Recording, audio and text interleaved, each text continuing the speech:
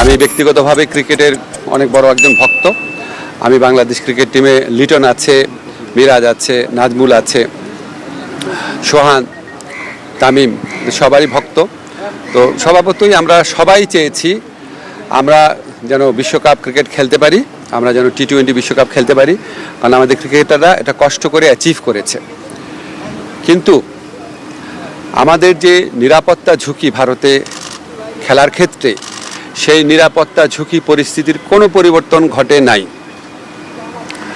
আমাদের যে নিরাপত্তা ঝুঁকির যে আশঙ্কা তৈরি হয়েছে, এটা কোনো বায়বীয় বিশ্লেষণ বা ধারণা থেকে হয় নাই, এটা একটা সত্যিকারের ঘটনার থেকে হয়েছে, যেখানে আমাদের দেশের একজন সেরা প্লেয়ারকে উগ্রবাদীদের কাছে মাথা নত করে ভারতীয় ক্রিকেট বোর্ড তাকে ভারত থেকে বের করে দিয়েছে, কথা বের করে দিতে বলেছে।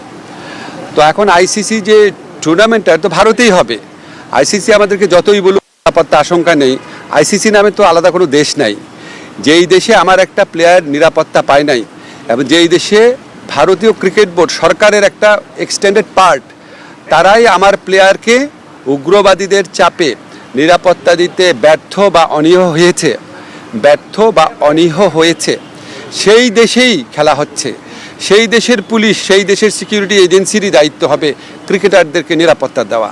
তো আমরা তাহলে ওই ঘটনার পরে কি এমন চেঞ্জ হয়েছে ভারতের, যে আমরা ভাবতে পারবো যে ভারতে আবার কোনো উগ্রবাদী আস্ফালন হবে না, এবং ভারত আমাদেরকে মুস্তাফিজকে নিরাপত্তা দিতে পারে নাই তো কি হয়েছে, আমাদের ক্রিকেটারদের, আমাদের সাংবাদিকদের, আমাদের দর্শকদের সবাইকে নিরাপত্তা দিতে পারবে। এটা আমরা কিসের থেকে কনভিন্সড হব? আমাদেরকে এই বিষয়ে কনভিন্স করার জন্য আইসিসি কোনো চেষ্টা করে নাই। আইসিসি আসল যে ইনসিডেন্ট সেটাকে বাদ দিয়ে তার স্ট্যান্ডার্ড যে সিকিউরিটি প্রসিডিউর সেগুলো নিয়ে আলোচনা করেছে।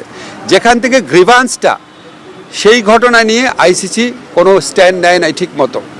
এমনকি ভারত সরকারের পক্ষ থেকে যে আমাদের কনভিন্স করানোর চেষ্টা করা যে যেই ঘটনাটা ঘটেছে মুস্তাফিজের ক্ষেত্রে এটা একটা আইসোলেটেড ঘটনা, বা আমরা এটার জন্য সরি, আমরা এই ব্যবস্থা নিচ্ছি, তোমাদের দর্শক, তোমাদের সাংবাদিক, তোমাদের খেলোয়াড়দের জন্য কোনো রকম যোগাযোগের চেষ্টা করে নাই, কোনো রকম কনভিন্স করার চেষ্টা করে নাই।